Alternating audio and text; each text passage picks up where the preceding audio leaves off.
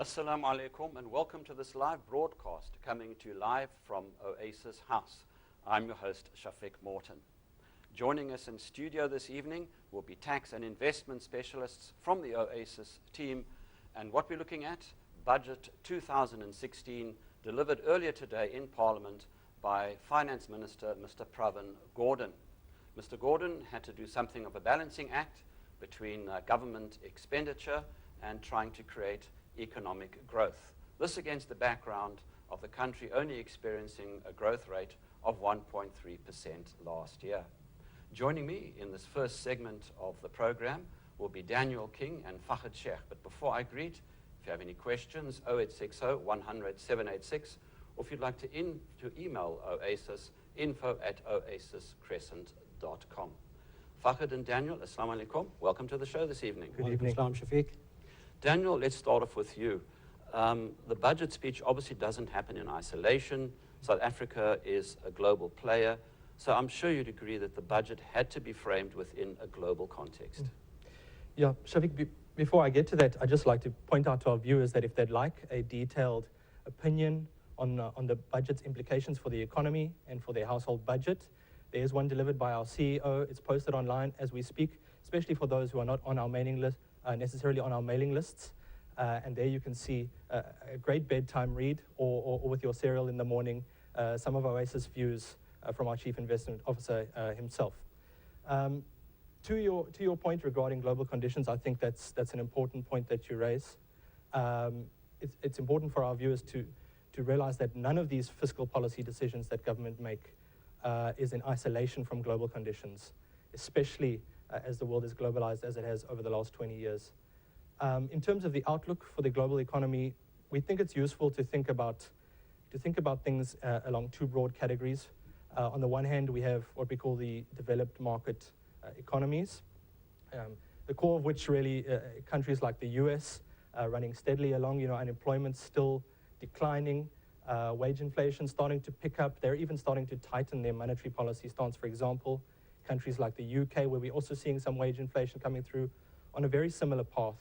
Then we've got countries like or regions like the Euro area, a range of countries there that are starting to see a pickup, a very early pickup in their investment cycle, and still in the easing process from a policy perspective, but that is set to change over the next 5 years or so. And then perhaps something of a black sheep, a country like Japan, still pumping the economy with new easing measures. But certainly on aggregate, the developed market economies seem to be doing relatively okay. On the other hand, we have what we call the emerging market economies. And at the core of that is China, essentially. In the wake of the global financial crisis, these countries saw massive amounts of international investment flows into their capital markets. And that's because in the developed world, policymakers were suppressing yields to really record low levels. And so what we had was essentially an unprecedented buildup in credit extension in these economies. Banks were flush with excess cash. Commodity prices were relatively elevated, and things were going well in general. Now, what we see in China, which is at the heart of the emerging market complex, the second biggest economy in the world, the biggest growth driver in the world, starting to slow. And that's as they are transitioning from a more investment, real estate and export-led economy to one that is more focused on the consumer and consumer services like the financial services sector, the healthcare sector, the retail sector. What that means is that for other emerging market economies, especially those that are particularly commodity intensive and have been exporting a lot of these commodities to China, that we're starting to see some growth revisions lower. It's causing relative currency weakness in these economies. And it's also causing a bit of an inflation pickup in these economies. That's not to say that there aren't some emerging economies that are not doing well. So we're seeing places like India, relatively robust expectations, even moderate growth upgrades in that economy. And many commodity importers, which within the emerging market complex, will be benefiting from low global commodity prices because it makes the cost of living cheaper, essentially, for these countries. But in general, your commodity-sensitive exporters in places, certain areas of Latin America, certain areas in Africa and the Middle East, will be seeing certain amount of headwinds in the near term. So when we overlay the massive buildup of debt on top of that, it's easy to see why the expectation for the next 2 or 3 years is one of lower than average growth for this group of economies in particular. So that's really how we're thinking about the global economy at the moment. It's an economy that is characterized by various divergences between the developed markets and the emerging market economies, and also certain nuances within those groups as well. Fahad, let's go to the tip of Africa where we are located. How does South Africa find itself in terms of what Daniel has discovered? I mean, where do we sit in this global economic context? Sure, Shafiq, I think South Africa has been one of those emerging economies which was a beneficiary after the global financial crisis. As US had quantitative easing, interest rates moved substantially lower, floods of money came into South Africa chasing yield. And we saw that impact coming through from a currency point of view. We saw the rand to the dollar go as low or as strong as almost 6 rands to a dollar. Our bond yields were a lot lower. And what that eventually led to was that inflation was under control, inflation was lower. South Africa's interest rates, your repo rate and your prime rates moved to record low levels. And all of that did provide some boost to consumption growth. At the same time, as Daniel highlighted, South Africa was also a beneficiary because of the massive infrastructure growth or investment that we were seeing in China. So commodity prices were also relatively elevated. Now, both those factors where we stand today, those tailwinds that we had are going out of the system. The third thing, that ever since the global financial crisis, we saw the South African government pursue a relatively expansionary fiscal policy. We saw government employment pick up substantially. We saw real wage increases coming through across the board.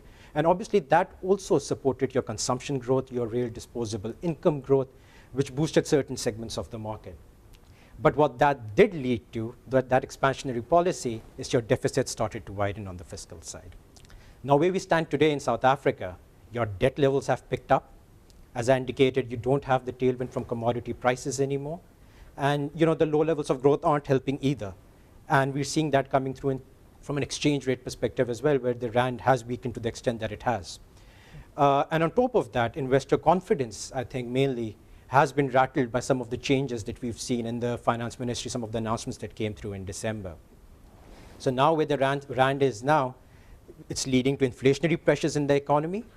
And that's being increased by the fact that there's a drought going on in South Africa, which is impacting, amongst other things, prices of things like maize. So we're seeing that inflationary pressure coming through, currencies weakening, and that's forcing the SARB to tighten your interest rates. So if you put all these factors together, what it really means is that your real wage growth is going to slow down. Your personal disposable incomes are going to be under pressure. So it does look like a relatively tough environment from this perspective, but that's one side of the coin.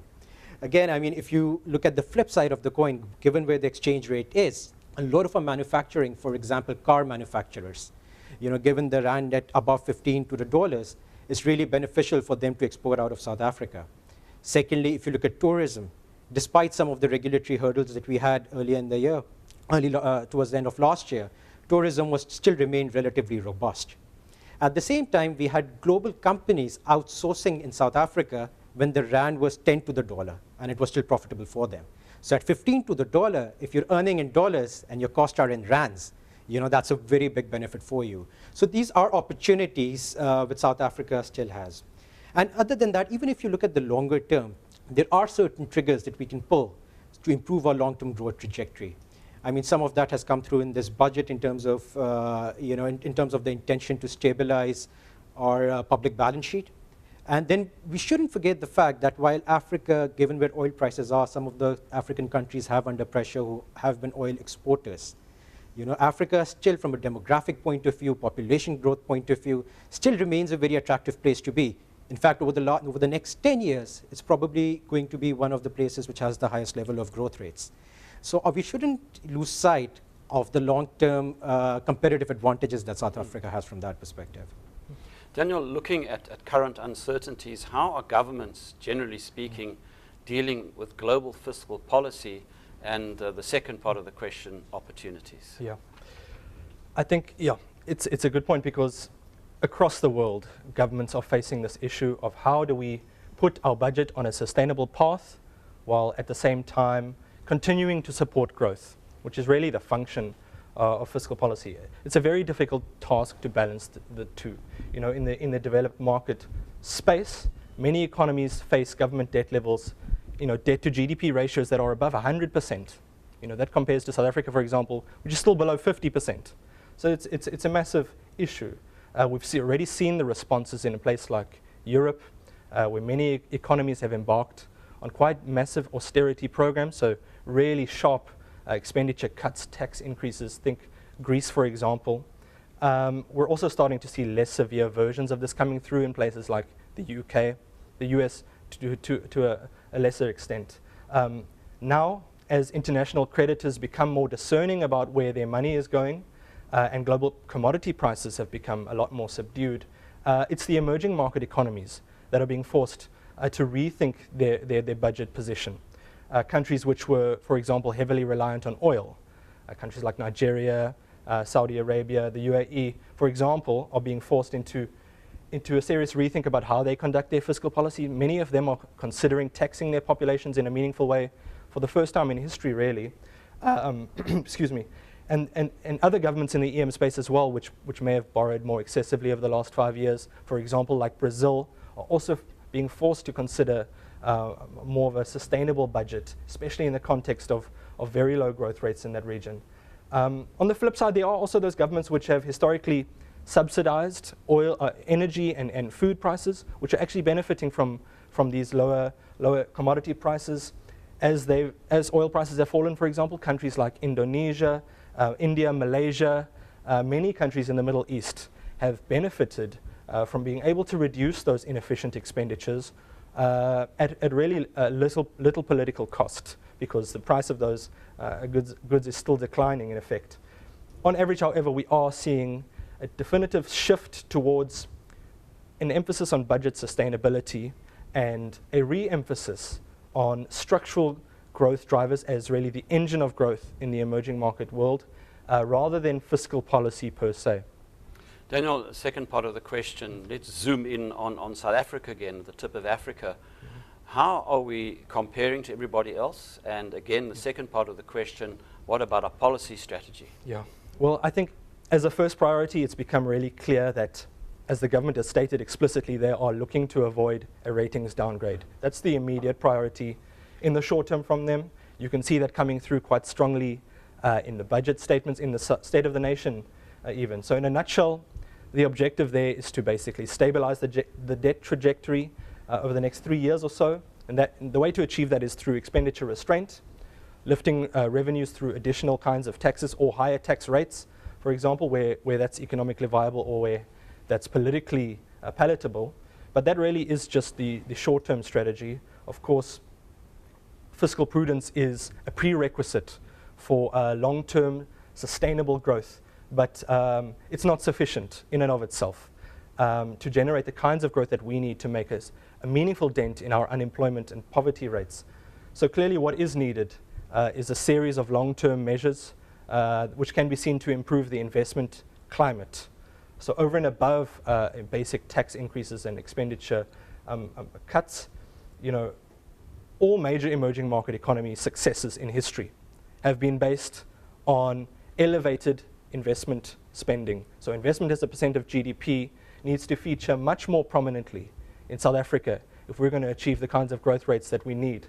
And that's one of the core pillars of the National Development Plan, which is obviously relatively positive, but the key over the next 5 years will be on the implementation. Fahad, I mean, Finance Minister Gordhan this afternoon, he gives a good presentation. He sounded very confident. But in reality, what do you think he did this afternoon in terms of investor confidence? Shafiq, if you look at South Africa, and I think one of the things which sets South Africa apart from a lot of other emerging markets is probably the reputation, the depth of our financial institutions, or the reputation of our financial institutions and the soundness of those systems. So I think it's very important that policymakers have, you know, the stable policy around your legal institutions, your economic institutions. What we saw in December was clearly a lack of that confidence, which which resulted in a sell-off in our bonds as well as on the currency. Now, if you look at this budget, as you initially highlighted, it seems to be a very balanced budget where you've kind of balanced off you've tried to balance that you don't hurt the economy too much, while at the same time trying to calm the financial markets. So from a fiscal consolidation perspective, we've seen that there's a lot of talk about cost controls, efficiency within the government sector. There's a lot of talk about your state-owned enterprises and the need for rationalization, consolidation, to make sure that your balance sheet remains strong. And secondly, even in terms of infrastructure, whether it's reform around infrastructure spending, immigration policies, a lot of that has come through.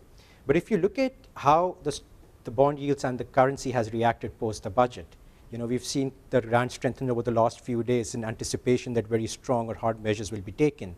But I think given how the exchange rate has weakened again, it highlights that the market really was expecting a bit more in terms of fiscal consolidation or more.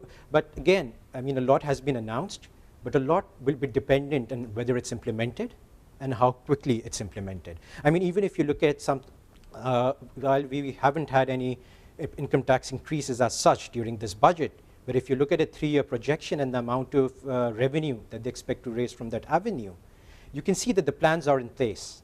It's all about implementing them right now and executing. And as I said, at the end of the day, if you can continue to maintain the reputation or the soundness of your financial, legal, and economic institutions, I think that will go a long way in calming investor confidence in South Africa. Fahad, another question. Lots of nervousness about agency ratings. Brazil went south earlier today. What do you think the minister did in terms of ensuring South Africa doesn't get downgraded? Look, I think the jury is still out in terms of what happens with regards to the downgrade decision. And there are a lot of external factors which are also likely to play a role there.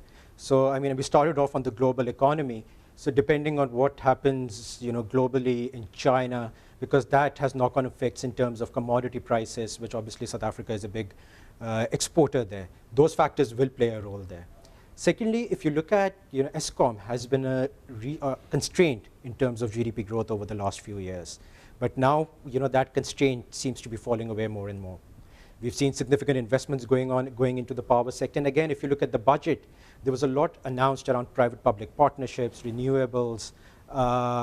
So that electricity constraint, as that falls away, that should be a positive for your growth. And that your debt to GDP numbers or your debt in your economy is a factor of both your debt and your GDP. So if your growth can start coming through, your gearing ratios automatically start falling off.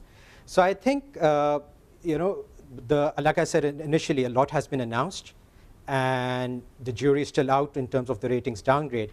But if we implement what we're highlighting, if the government can show their resolve in containing cost while and continuing to reduce your debt trajectory, that still needs to be seen. Yeah, Shafiq, if I can add to that, it was essentially a budget of promises more than anything else. So a lot of the fiscal consolidation that we're expecting from the government has been pushed over the next 2 or 3 years. Now, the ratings agencies will need to be confident on the implementation of those measures. And our colleagues later on in the show will go through those in detail and discuss how that may play out. Of course, another question, Daniel, is the volatility that we experienced in December and that bounced into the markets. How do you think all of that could have affected today's budget? Yeah, the primary area of concern that stemmed from those market movements was on the bond yields that government. So it's essentially the rate that our government pays to finance the revenue shortfall. And a lot of that comes from foreign investors. More than 30% of our government bonds, so that's government borrowing, is financed from foreigners.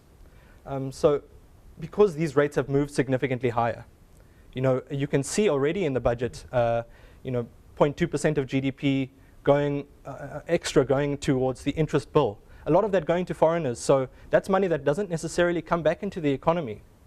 So it's a double whammy from that perspective. That interest expenditure is not necessarily equivalent to expenditure on wages or goods and services in the country because of that foreign dynamic. The second more abstract impact, of course, is on general investment confidence and growth over the medium term on the back of that. Unless there is a concerted effort to improve the perception, investor perceptions through obviously successful policy implementation rather than simple budget promises, we're not likely to see those recover all the way. But government can make a big can improve investor sentiment quite materially over the next 5 years if they do deliver on current plans. Fahad, much has been said about the need for structural reform in the economy. Do you think the Minister addressed this? Shafiq, if you look at both the budget and the State of Nation address, I think there's been a lot of focus in terms of reducing the red tape or administrative hurdles in terms of setting up business or doing business in South Africa. Secondly, as we spoke about earlier, you are seeing some resolve from the government in terms of things like even immigration policy, where the tone is now that it should be expedited, because if a country needs skills, you'd rather have, look at London as an example. For example, where immigration has had a significant impact from a growth point of view. So similarly in South Africa, if there's a lack of skills, we're seeing the resolve on immigration policy. Secondly, from a fiscal consolidation perspective, if you think about all the promises the government is now making in terms of headcount reduction, in terms of their own government salaries or the government wage bill. From a longer term point of view, if you look at the budget, there's been more investment promised in education, especially higher education, further investment in terms of infrastructure, in terms of power generation, transport, in terms of logistics. So I think there's again, as I said, even on the healthcare side, I think the government has continued to step up expenditure there. And lastly, I think we touched on it briefly initially, if you look at state-owned enterprises, the guarantees that the government has been giving in terms of supporting some of the not so well-run state enterprises, obviously that is also impacting government balance sheets. So there seems to be concerted effort from the government. For example, they're talking about rationalizing some of the government state-owned enterprises where there's duplication, or for example, where there's overlap of functionality. So I think, and even on private partnerships within the state-owned enterprises. So I think, as Daniel highlighted earlier, a lot has been said, but we need to see the implementation of that. Daniel, a last question. What can be done by Treasury that's not being done already in terms of what we're discussing? I think really the key takeaway from that is that fiscal and monetary policy conventionally are really cyclical instruments. So they're aimed at smoothing the economic cycle, making sure that the peaks are not excessive and the troughs are not too low. South Africa's core issues are really more structural in nature. They're not cyclical. We have unemployment rates and poverty rates that persist through the economic cycle. So that's really where the focus should be. Structural reform, as Fahad already alluded to, raising the investment rate, improving basic service delivery, infrastructure, and also policy changes in terms of things like immigration. So that it's not up to the budget itself, but really more of a concerted, consolidated government and private sector effort. Gentlemen, we have to leave it there. A special thanks to Daniel King, Fahad Shaikh for the first part of our show, discussing the macro of the budget. After the break, we'll be back with Isma-el Ebrahim and Michael Swingler, and we'll take a look at the details. We are broadcasting live from Oasis House, and we're having a look at Budget 2016. We're going to take a quick break. Don't go away.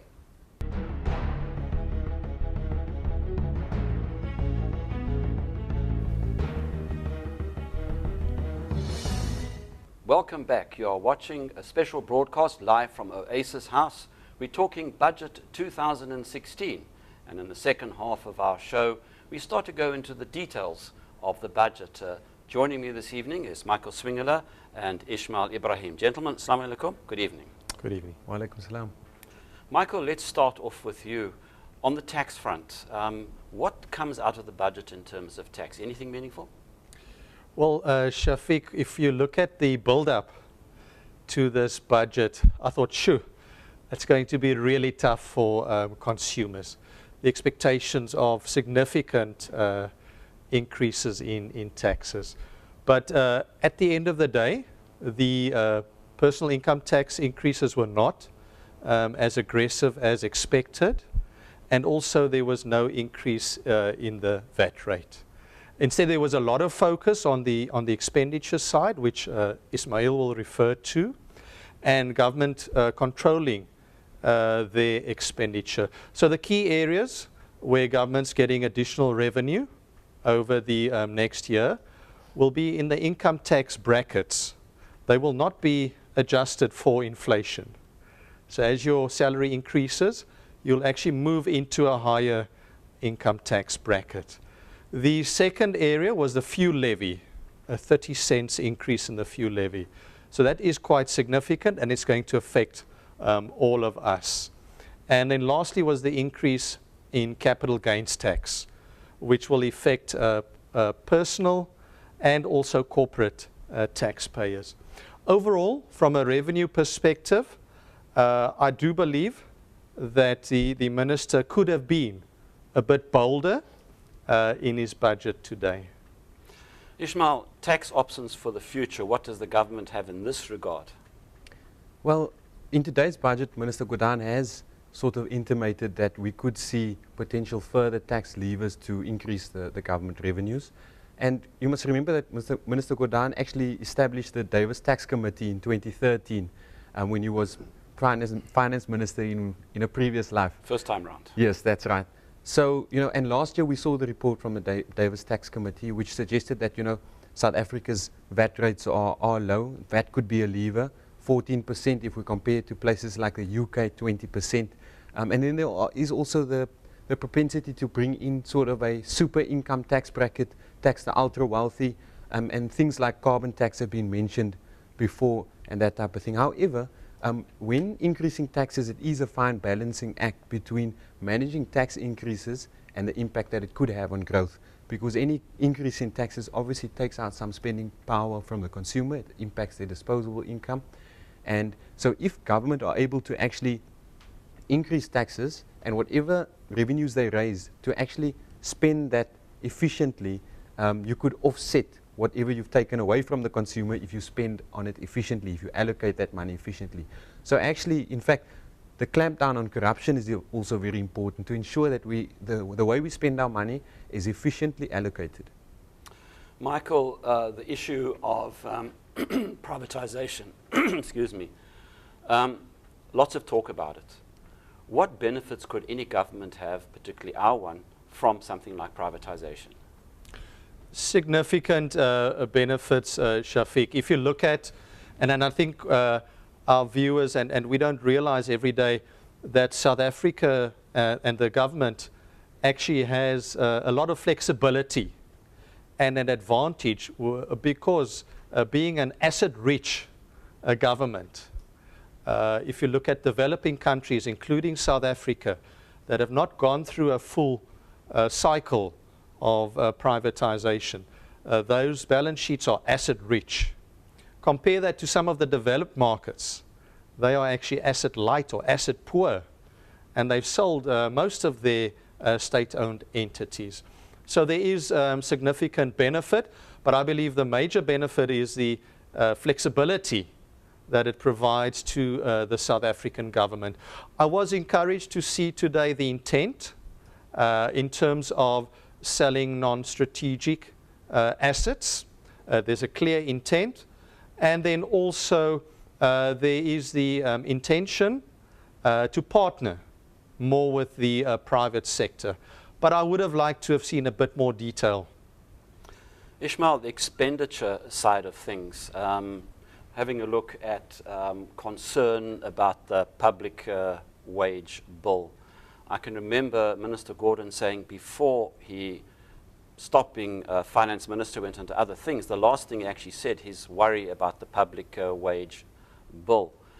Do you think government's moving in the right direction to reduce this? Where do we stand in this landscape? So in the last few years, what we've seen is the public sector wage bill has actually increased above inflation. And what that's done is it's actually fueled consumption expenditure, and it's actually fueled the economy from that point of view. However, increasing the public sector wage bill and increasing wages by more than inflation into perpetuity or into the foreseeable future is unsustainable. That cannot happen, because what we see has happened is, in fact, it's actually fueled inefficiency. Because, as you know, if the people know that they're going to get an increase, but when the pressure's on, you'll start to see people become more competitive for their job. They start making themselves relevant at work, and it actually increases productivity. And this actually follows on from the trend set by Minister Nene in terms of tightening the belts, slowing down the public sector wage bill. And today what we saw was, in fact, freezing some of the positions. So going forward, we should see at least 25 billion rand over the next 2 years in terms of savings. How they will do that, they've indicated that that will come through in terms of natural attrition. So jobs that go vacant between now and then won't necessarily be filled unless they are integral or certain specialized jobs. Michael, lots of talk in government about long-term infrastructural projects. Was this factored into the budget, and how do you think it's going to affect us on the way going forward in terms of government expenditure? Not a big focus area of this budget, Shafiq, but we saw the comments by the Minister in the last couple of months, and he said that government is taking a very cautious approach on these major projects. And it's very encouraging that he has put the principle in place that government will not embark on projects that we as a country cannot afford. In this budget itself, no additional money was allocated to the NHI and also the nuclear energy projects. Both projects still in a relatively early phase. But I think what's important is that the discipline has been established and the principle has been established, is that the projects and their phases will be looked at in terms of the affordability and the benefit and whether as a country we can actually afford it. Michael, how's the NDP, the National Development Plan, going to fit into all of this? Do you think it's still relevant? Do you think we can still apply it? Because there's still a tremendous amount of talk about the National Development Plan.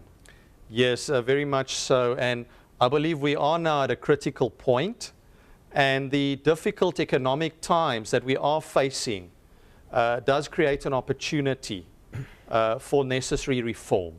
So yes, it's tough. It's tough for all of us as South Africans.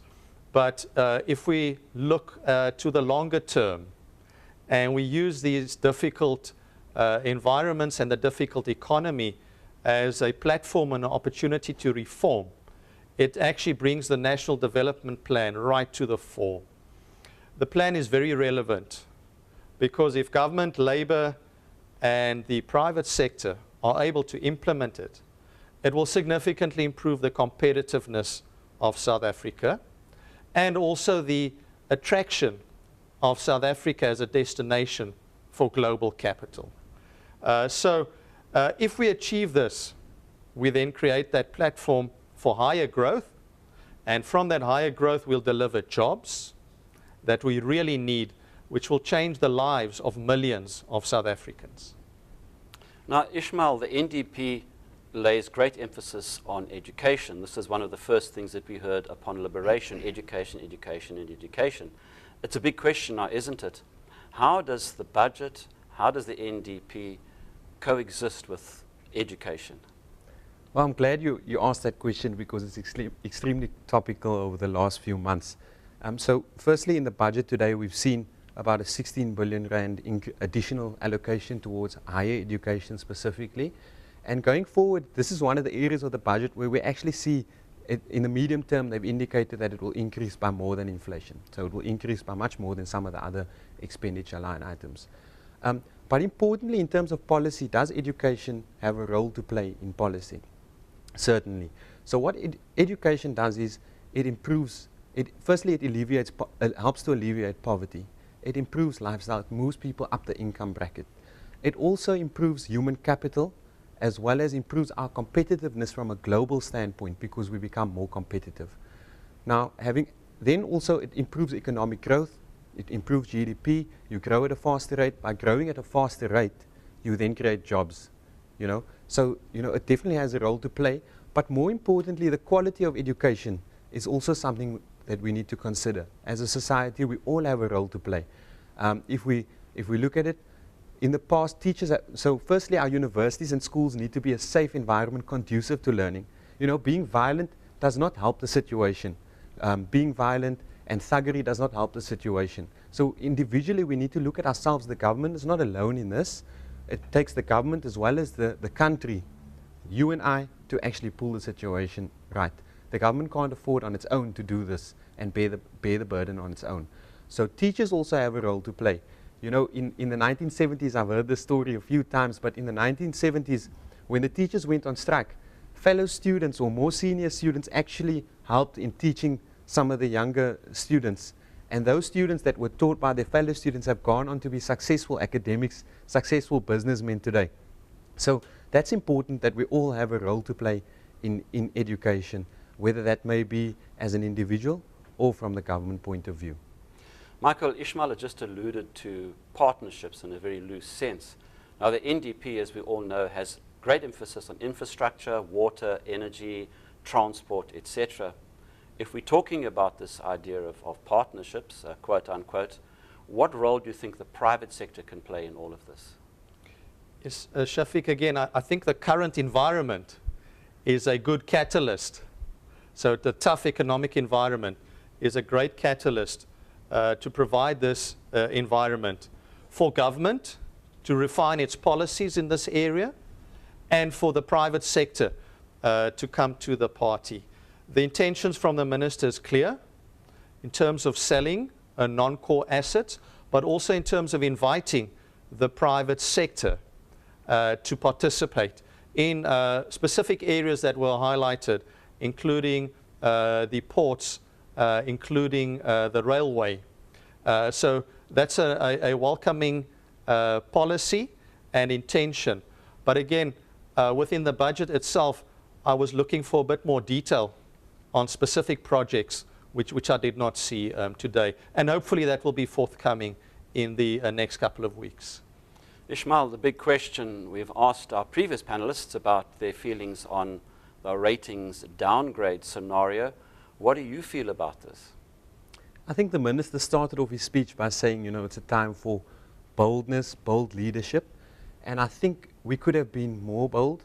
There's still a bit more that we would have liked to have seen. As Michael indicated, today we actually saw the rand actually weakened a bit more. Mm-hmm. So that suggests that it was sort of positive for the consumer in terms of the tax, the surprise on the tax side. But for financial markets, I think it still left a little bit of uncertainty.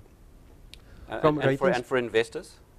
And that's where I'm coming. So from a ratings perspective, so confidence is important. Investor sentiment is important, especially when you're an economy that is reliant on foreign financing, foreign funding to finance your growth.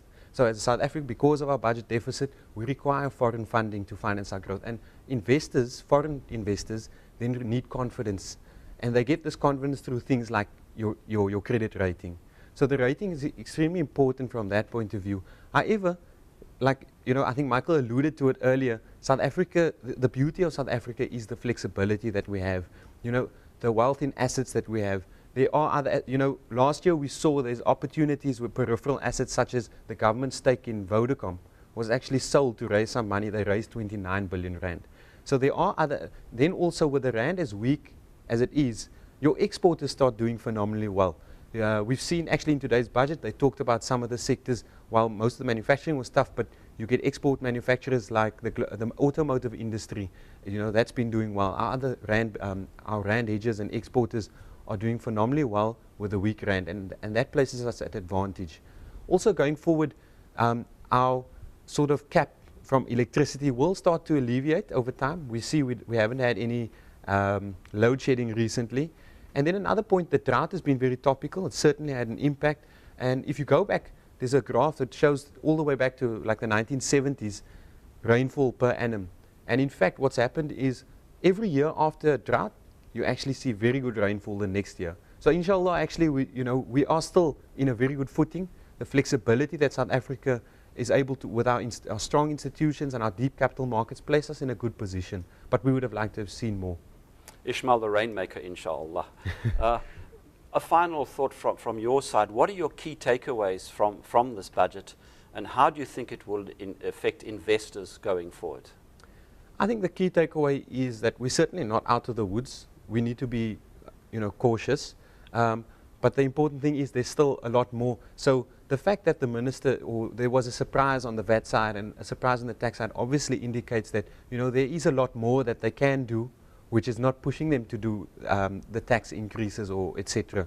Although they have indicated it could come in the not too distant future. From investment strategy point of view, at Oasis we've had an 18-year track record, and that hasn't changed. Our philosophy hasn't changed. Our objective continues to be to create real wealth for our clients, And from an investment point of view, we continue to invest in high-quality companies that are able, with strong market positions, that are able to generate through the cycle sustainable cash flows. Those companies with strong balance sheets, and there are examples. We've talked about examples of these before. Also in our terms of our positioning, we've been positioned very well. Our exporters, we strongly positioned towards exporters, and like I indicated earlier, they will do well in this environment. Our inward listeds will have done well in this environment, and going forward, companies like Pallinghurst and RCL will continue to do well. Pallinghurst, for example, it's an exporter. It's got a strong balance sheet, a strong management team, and those are just some of the examples where we've stuck to our philosophy, and our investment strategy will continue to benefit into the future, inshallah. Michael, you've got a chance for a slam dunk here. Do you think that what we have to understand out of all of this, the budget comes within a global context, investing is done in a global context, and things don't happen fast, that what we have to look at is that results and rewards, it's more of a long-term thing than a short-term thing, that if things happen successfully in the short term, it's more problems than in the long term, if you know what I'm trying to say. Yes. Once again, Shafiq, I think the policies and the principles that were confirmed today are very sound. The environment is tough, and hopefully that's going to bring the government, business, and labor together to actually implement. Because we can talk about all the policies and principles, but we need to see implementation. And the point I think that we've also been trying to make throughout is that part of the implementation, sometimes it means taking a bit of pain. Exactly what you've said. A bit of pain in the short term, putting the right foundation in place for long-term sustainable growth and job creation. Another quick point, somebody after the budget spoke to me, somebody who's not South African, and they said that what impresses them, in spite of all the doom and gloom that seems to be doing the rounds, is that we have very resilient institutions in South Africa. Yes, and very much so. And Isma-el referred to it earlier. If you look at the depth of our capital markets, the rating globally of our financial markets and financial institutions, the industry that we are in, the level of regulation, the depth, the liquidity, those are all ideal foundations to build a strong and productive economy. But it's about getting all the parties to move in the right direction or the same direction and implementing. Ismail, the final question. Do you think, as we go from the macro and we start to go into the micro, is everybody pulling in the right direction in South Africa in terms of getting the economy on an even keel? I'm glad you asked me that question because it follows on from my answer earlier on education, and I'll just add to that. I was talking about responsibility and everybody bearing a responsibility. As elders, as businessmen, as owners of businesses, we also have a responsibility. We can implement apprenticeships, implement training programs in your businesses. Not everybody has to go to university. By implementing these programs, you actually increase the educational supply and training supply, and therefore alleviate some of the pressures on universities. But I think that this budget and the theme, if you listen to the talk, if you listen to the way the President has reacted after the events in December to restore investor confidence, which I touched on earlier with regards to the credit ratings. So if you look at the way our President has reacted, he's come together, he's talked to business, he's listened to the students that have been marching, he froze the increases, he didn't have increases this year. So government is listening, government is starting to lead by example. However, as Michael indicated earlier, it would have been nice if we had a bit more of a bolder approach, take the knock on the chin.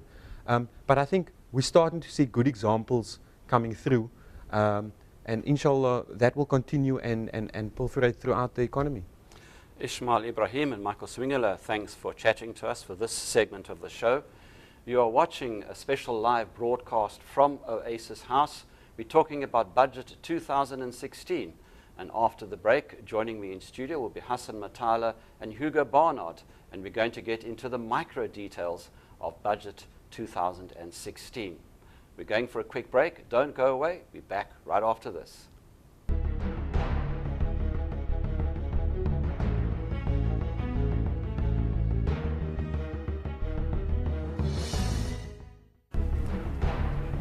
Welcome back. You are watching a live broadcast from Oasis House, and we are discussing the budget for 2016. Earlier today, Finance Minister Mr. Pravin Gordhan delivered the budget for 2016 under what many would consider difficult circumstances, a growth rate of 1.3% last year, and the challenges this year of trying to balance government expenditure against economic growth in some challenging times.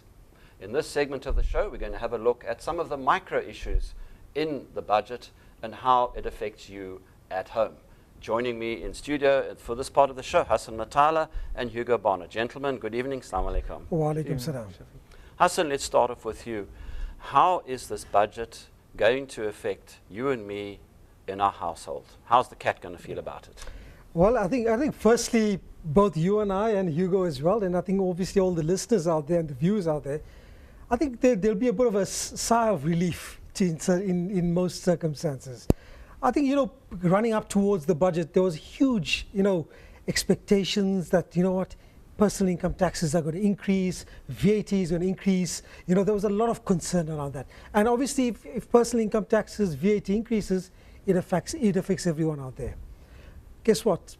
Personal income taxes did not increase, VAT did not increase. However, there obviously the minister had to look at different aspects and different areas as to how they can raise revenues, because it's challenging times, and they obviously have to look at avenues for raising revenues as well. So I think firstly, we've seen that it has been relatively okay from a consumer perspective. So no personal income taxes, no VAT.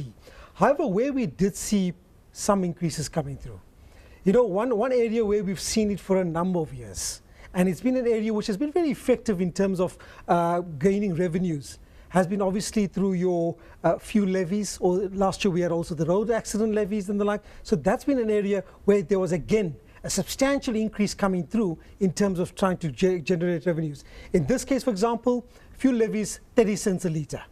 So that's obviously going to be a substantial revenue. In fact, the expectations is that on the customs excise and that area alone is going to be around 9.5 billion rands in revenues coming through from that area. So from a household budget perspective, we must expect that from our fuel perspective, obviously that has an impact on that. But I think, you know, we were just bearing in mind, while we're getting the 30 cents a litre increase coming through on the fuel side, you know, if you look at the current over-recovery or average over-recovery at the moment in terms of the fuel price, there's an expectation. At the moment, it's currently sitting at about 60 cents. Obviously, we'll get an announcement shortly by the Ministry in terms of energy.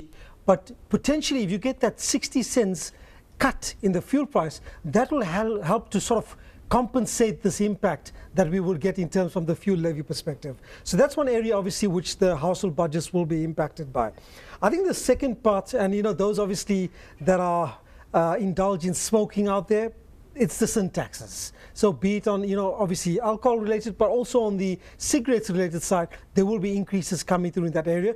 So for those of you that smoke those, 20 pack of cigarettes a day, that's going to be a 7.7% increase. So your actual amount in terms of taxes just being paid is going to increase from 12.42 a pack to about 13.24 a pack. So that's obviously another increase in terms of impacting consumers out there on the sin taxes side as well. So I think those are essentially from the broader areas, and you know, Hugo will delve later on in terms of some of the wealth taxes that has been impacted as well. Hugo, let's have a look at the tax issue. How does South Africa's personal taxes, number one, compare to the rest of the world? What prospects do we have in the future of tax increases? It's sort of a two-tiered question. Shafiq, as Hassan mentioned, the fact that our personal income taxes didn't increase came as a bit of a surprise. Most industry commentators expected at least a 1 percentage point increase in the personal income tax, the marginal personal income taxes. So broadly speaking, it's a nice surprise to get, but it still came as a surprise. To get back to your question with regards to how do we compare to international tax rates, I think to put it into perspective, we must look at this from three angles. One, comparison with other BRICS countries. Secondly, comparison to our African neighbors. And then lastly, globally. From a BRICS point of view, your maximum marginal tax rates start from as low as 13% in Russia, and they go all the way up to 45% in China. Now, South Africa at 41% comes in second highest. So in that perspective, we are at the high end. If we look at the other African nations, most of the African nations have from 35% and lower their maximum marginal tax rate. Now, South Africa at 41% obviously is on the high end. So when we look at our neighbors, we are fairly high in comparison to them. Now, turning our attention to the developed markets and the global economies, over there, most of them have a maximum marginal tax rate of 40% plus. So South Africa at 41% is at the lower end. If you take into consideration that countries like America has a absolute maximum rate of up to 56%, if you take into consideration the federal rate as well as the local state rates. So from that point of view, in comparison to the developed countries, it's difficult to do that comparison because we are a third a developing country in comparison to developed ones. But comparing to our peers, we are fairly at the high rate compared to BRICS and the African nations. But when we look at income taxes, we cannot just look at personal income tax in its own, because the tax burden goes wider than that. Some of the taxes, indirect taxes that Hassan's mentioned, like your sin taxes, your fuel levies, VAT, those taxes contribute quite significantly to the fiscus. In fact, VAT contributes more than your corporate tax rates. So that adds an additional burden on your South African tax base. And our tax base is not the biggest. We all know that, with employment running fairly high. So our personal income tax rates, and I believe that's one of the reasons why the minister did not go down that route, to impose additional tax burden on the individual himself. But globally speaking, what are the prospects of increases? In comparison with the first world countries, definitely there's room for improvement. But comparison with the other BRICS countries and also our African neighbors, I think we would definitely run the risk of veering towards being an overburdened tax society if we were to implement substantial additional personal income tax increases. So just very quickly, at the moment, are we overtaxed at the moment? Or could we be overtaxed in the future? If we take into account the direct personal income tax as well as the additional taxes, your indirect taxes, it is very plausible to say that as a developing country, we are rather on the overtax side than not. Hassan, there was a bit of an emphasis on social grants, and I'm sure that today you've been getting calls from people saying, how much is my social grant, etc. Child allowances, especially old age people over the age of 75, for example, got increases. How does all of this fit into the picture? Sure. You know, if you look at it, social grants or social protection grants and the like has been an important, very important feature in terms of South Africa over the last 10, 15 years, over the last 10 years in particular. Importantly, you know, over that period that we've been through, particularly since 2000 through to now, but also particularly since the financial crisis, it did provide obviously an element of social stability. And it obviously, ensured that those that are, the elderly, the young, the disabled, were obviously provided some support and some lifeline, which was required as well. However, it has become, if you look at it, it has become a very, very substantial part in terms of the budget and in terms of our GDP as well. I mean, if you look at the numbers, social grants in terms of expenditure this financial this tax year is estimated at about 154 billion. That's a huge amount of money. If you look at the expectation going forward for next year is about 167.5 billion rands. Now, those are substantial numbers. And a big part of that is actually going towards, firstly, your child support related type of grants, and then also your pension related type of grants, foster care, child care. So it's a varying across, but child support in particular takes a big portion of that. And obviously your pensioners have another substantial portion. And those are important because obviously it's addressing the young and the elderly. And those are very important as well. But we need to make sure that that does not balloon and get out of control over a number of years. If you look at it, for example, currently as we're standing, I mean, I've got the numbers here as well. We're sitting in terms of the number of people that are on grants, it's close to 16.9 million people. And if you look at 10 years back, it was a fraction of that. So there's a huge number of people that are reliant on those grants in South Africa. And expectations, I think, for this coming year is that number increases to about 17.3 million people. So that's a fairly significant number of people. Now the other part you've got to take into account is that firstly, the number of people has increased over the years, so the volumes have increased. But then secondly, each year, as you highlighted, there has been also increases in the amount being given. So for example, during this coming year, on the pension side, currently pensioners are getting 1,415 Rand a month. That's now being increased by 6.4% to 1,505 Rands. Now look, that's important because pensioners also, that increase allows them to sort of cope with inflation. If you look at inflation currently, around 5.5%, around that level, but it's expected to still increase because you are seeing increases coming through in food prices and the like over the next couple of months. So it obviously helps to assist to cope with inflation. Secondly, if you look at the child support grant increasing from 330 Rands to 350 Rand. That again, 6.1%, again, sort of coping with inflation as well.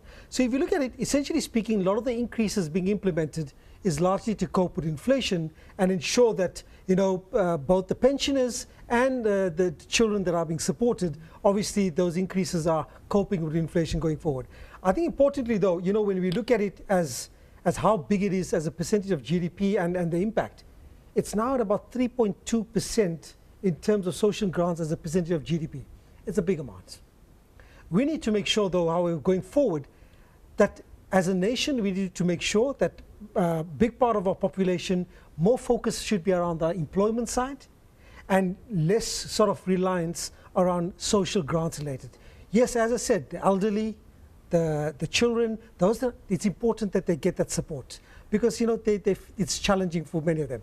However, for generations such as ourselves, going forward, we need to make sure that from a retirement and pension perspective, we're saving from now, or we're saving early on in our life. When we're starting to work in our 20s and the like, we start saving early on so that we can save effectively for our retirement over 30, 40 years, and therefore we're less reliant on the state in future for those pension grants. And that's important. And I think, Hugo talk about some of the reforms in the savings and retirement. That's one of the key aspects, is to make sure that as a nation, we save on our own for our future and become less reliant on the state in terms of pension going forward. Yeah, Hugo, if you look at the last 5 years, there's been a number of reforms in terms of savings. The Minister alluded to some of it in today's budget. The pension reform thing doesn't look like it's going to be going through. But how do you see this in the future for all of us watching tonight and all of us who were listening to the budget today? Shafiq, with regards to reforms in the financial sector, a lot of the reforms that we've been seeing in the last couple of years come from the 2008-2009 recession, when a lot of the global financial institutions came under a lot of pressure. From a South African point of view, probably the most significant reform that we're going to see in the more recent years will be the National Treasury's Twin Peaks implementation. Our financial sector regulation will effectively be split into two. You'll have the South African Reserve Bank, which will be responsible for prudential regulation, which ensures the financial health of our financial sector. They look at prudential investment limits, they look at regulatory capital, they look at effectively the solvency and financial health of our financial sector. On the other side, you'll have the current Financial Services Board, which will be referred to as the Market Conduct Authority. They will focus more on the interaction between the investor and the investment house. More of a qualitative role, ensuring that customers are treated fairly, that there's transparency in the industry, that there's a forum for customers to address their complaints. And we've seen some of the knock-on implementations from that broad-based, broad structure reform coming through. For example, the Financial Services Board and National Treasury's so-called SAM implementation, or Solvency Assessment and Management, in the insurance sector. They're trying to ensure that South Africa, on the global front, has third-party country status, so that effectively our insurance regulatory environment is recognized globally. From the Financial Services Board's point of view, or the Market Conduct Authority point of view, the Financial Services Board has pushed and implemented the treating your customers fairly rules, And that now, you see a lot of the subordinate regulation and subordinate rules and standards coming out from industry bodies try and incorporate or they are drafted in terms of these principles of treating your customer fairly.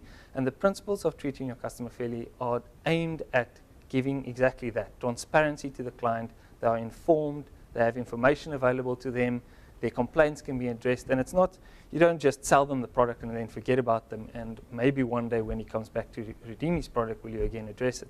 There's supposed to be continuous interaction with the client. From a purely tax point of view, the introduction of the tax-free savings accounts last year, I think it was a big success. The Minister alluded to that in the budget speech as well. There's as much as R1 billion already invested in those tax-free accounts. I think there's a lot of scope for a lot more. Many of the market players feel that the R30,000 a year is a bit on the low end. They would like to see it increase to effectively entice clients to put away more. It is a very efficient product. What I can say is, from a purely investment point of view, the longer you are on the market and in your investment, the better. Like Hassan mentioned earlier, start saving early and start saving enough so that one day you retire in a good space. With a tax-free savings account, it's no different. If you add up the tax benefit that you get from these accounts over a period of 40 years since you start working, it can be quite substantial. So it is a very good starting point to invest. On the retirement fund, something that Hassan has touched on, the retirement fund tax reform, there's got element of it that's now been postponed as a result of pressure from the labour sector, and it's been postponed for 2 years, and that's the annuitisation of your provident funds. It was implemented, signed into law, and then there was more communication between government and the unions, and eventually they decided, let's postpone it until we can get a middle ground where everyone's happy. But the other reforms that have come through, they're pressing ahead with that. It's carrying on, and that's very good for the retirement industry. Once again, the increase in your deductibility of contributions to retirement funds will allow investors to put away more, to save more, to get the long-term benefit. And retirement funds still remain probably the best savings vehicle from a tax point of view. Not only do you're not taxed on the returns on that until the day that you retire. The day that you retire, there's beneficial tax treatment of that. Now, a bit of a problem at this stage for Treasury is the annuitisation of the provident funds. They are now allowing the deduction for 2 years at 27.5% of your taxable income. But if there's no compulsory annuitisation, they're going to find themselves out of pocket at some stage, because there's no requirement to buy an annuity, which is then taxed on a monthly basis as you draw that down.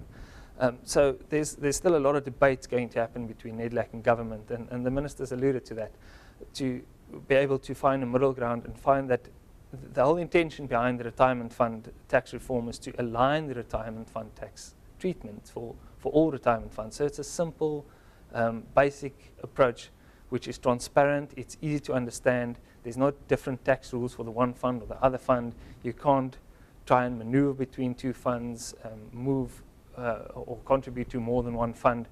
And the intention behind, as National Treasury elucidated, was to achieve equality between the members in the different retirement funds, both vertical and horizontal equality, so that both the rich and the poor, the deductibility of your contributions are more aligned, and that they've tried to achieve through the implementation of the 350,000 rand cap in the contributions that you can deduct annually.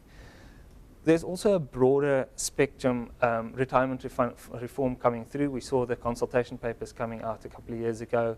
They're looking to simplify retirement savings for investors that are not as financially astute, that don't have the financial background, that don't have access to financial services providers. Either they can't afford it or it's not available to them. And they're trying to simplify the whole retirement fund environment, the savings or the portfolios within the retirement funds themselves, the governance of retirement funds, access to retirement funds. When it comes to retirement, what you're allowed to, or there must be a default annuity product that when you retire, the client can go into that product. So it's not at that stage the client has to pay a lot of money to go into a product that's not suitable for him or her. The retirement fund now has the obligation to identify such a product, and then when the member retires, they can go into that product. But that is still under the consultation phase. There's still a lot of work to be done on that forum, and National Treasury and government is working with the industry to try and find a middle ground so that we don't have a kind of repeat of what we had now. We all heard the union saying during that process is, where's the social reform, where's the social reform? And Minister Gordhan today announced that it will be coming out later, I think June, July this year. The white paper on social security reform will come out. Lastly, from the reform point of view, there is also the national health insurance. We heard the white paper on that is out for consultation and public participation. So watch the space. Where we're going to do with that, go with that. Trying once again to align the private sector medical savings and the more public sector or the broader spectrum medical savings to get them aligned so that it's more transparent and more accessible for more of the South Africans. Hugo, another dimension of savings and retirement funds obviously is offshore investment, and we see that Treasury has strategically eased up on exchange control so people can invest offshore. Where do you see this going? Do you foresee any further legislation with regards to this? With regards to, yes, you're correct. Treasury and government has slowly but surely been easing up on the exchange control to make South Africa, to open the borders for foreign investment.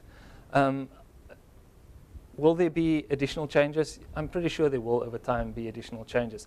I can't foresee that National Treasury and government in the foreseeable future just doing away with exchange control altogether, because you'll see a massive exit of capital out of South Africa if that should happen. Most of the developed world, however, they don't have exchange controls anymore. The UK's done away with it completely.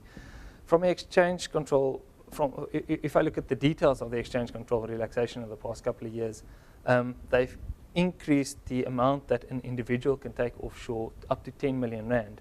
Now, there are some bureaucratic red tape behind that, and one of those hurdles to cross is the South African Revenue Services.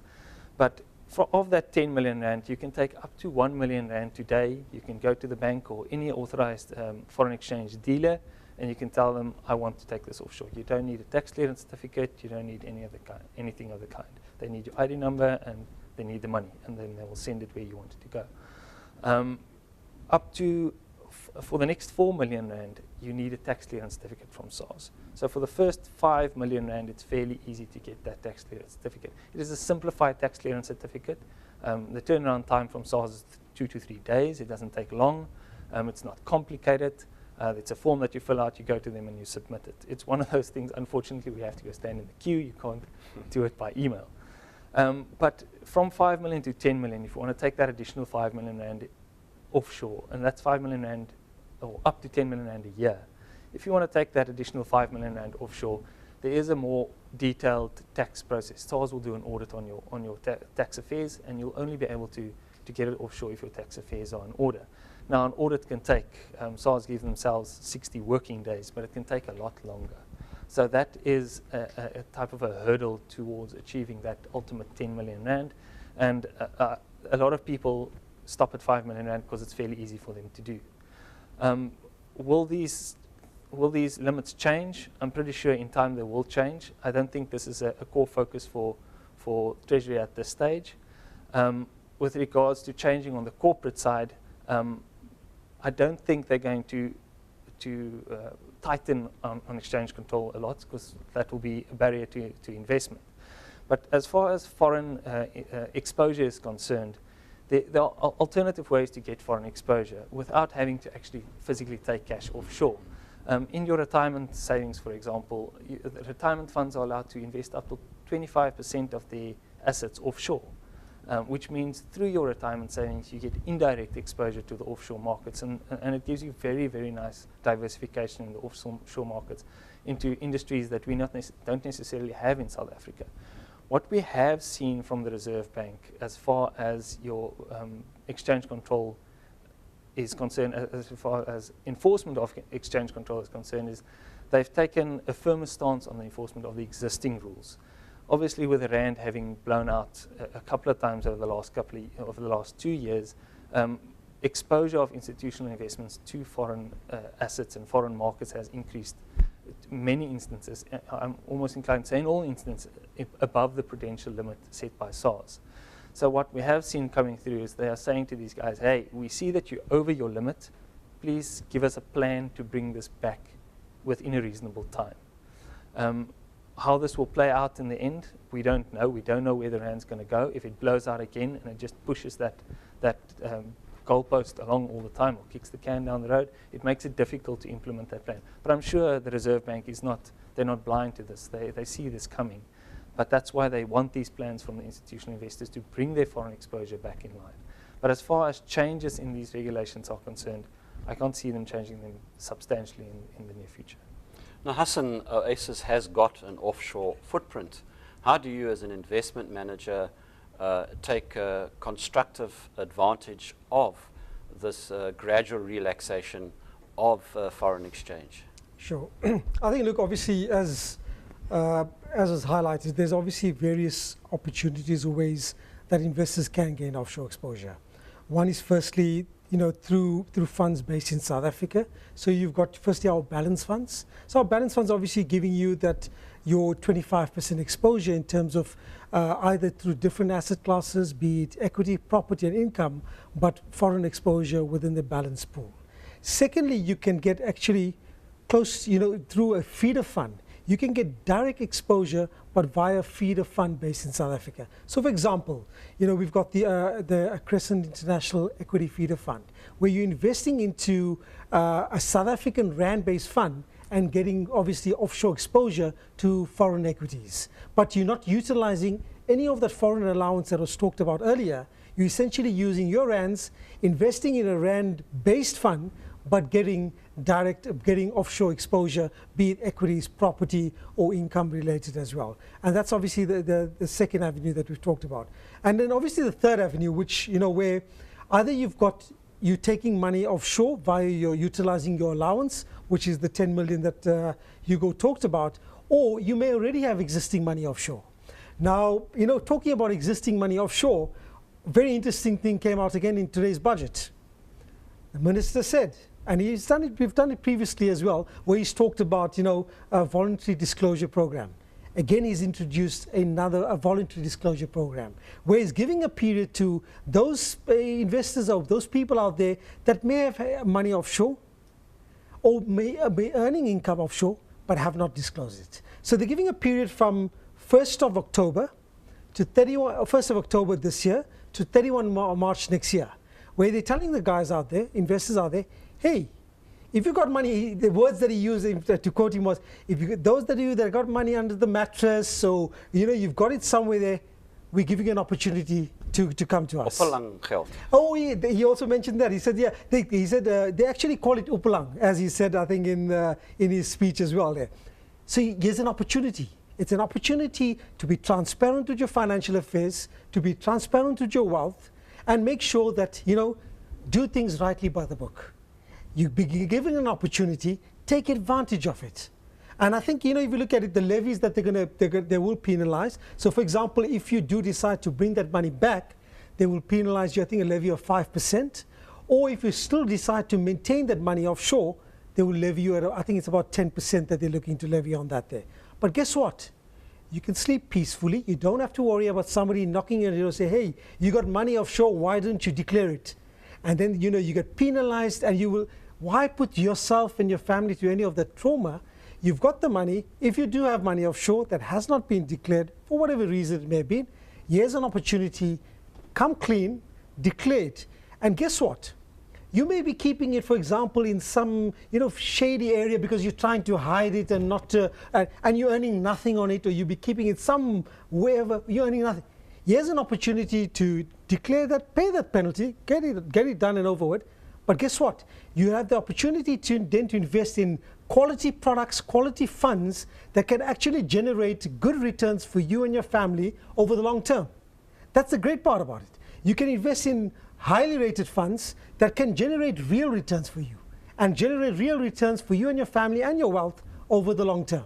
And that's the great part about it. You can keep it there. You can keep it offshore. It's there. Your families can benefit for it. Generations can benefit for it over the long term. But it's an opportunity to be transparent and for you and your family to benefit nicely from this opportunity over the long term. Shafiq, if I can just add on to that.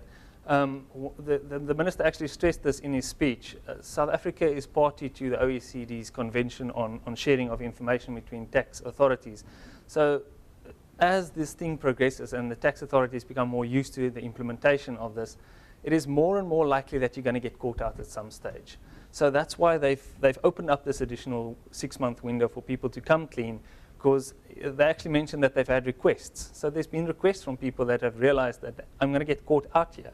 And let's rather come clean, pay if they do catch you and you were trying to hide it, they can levy up to a 200% penalty on you. And that's over and above what the Reserve Bank will charge you for taking the money offshore without disclosing it. So it's a very punitive situation you find yourself in. But if you come clean under the voluntary disclosure program, you pay less of a penalty, and the money is then above board. And it is offshore, it's regulated, it's clean, done.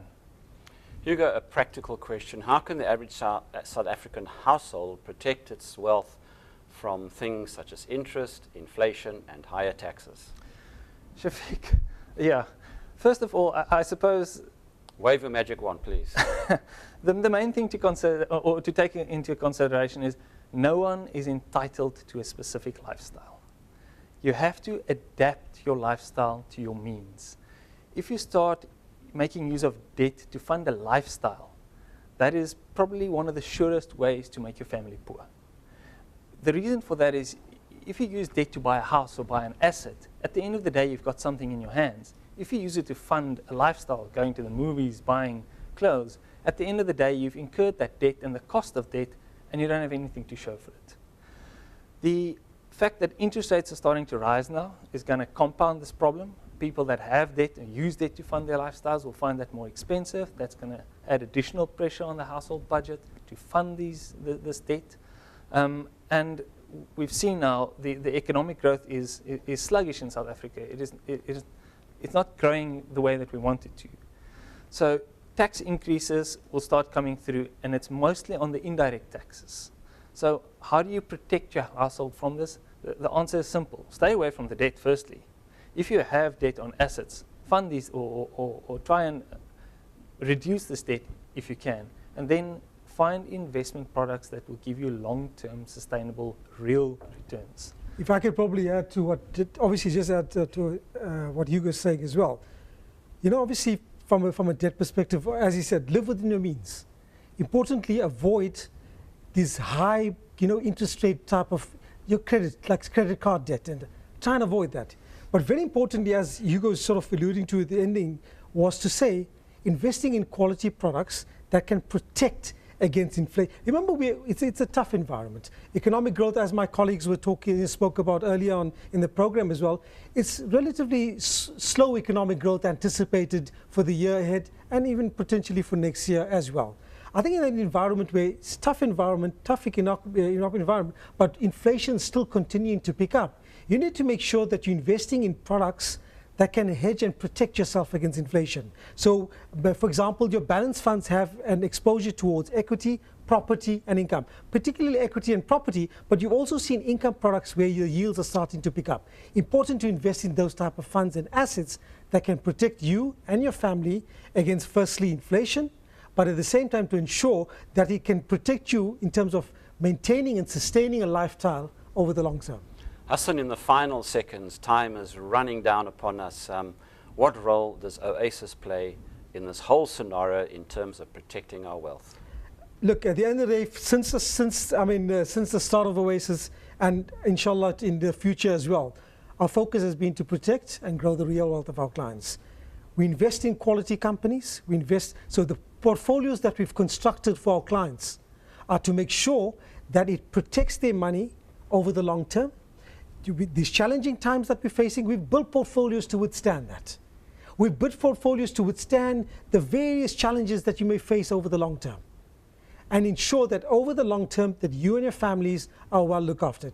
Because we spend a lot of time researching the companies we're investing in, researching the industries and the like that we get exposed to. And we've used examples previously, be it in South Africa, globally, the type of companies we're investing in. So we've got well-constructed portfolios They're well diversified. Importantly, exposure not only to South Africa, but geographic exposure, so global, exposure to different currencies, and very importantly, exposure to different asset classes. So your portfolios are well positioned for that.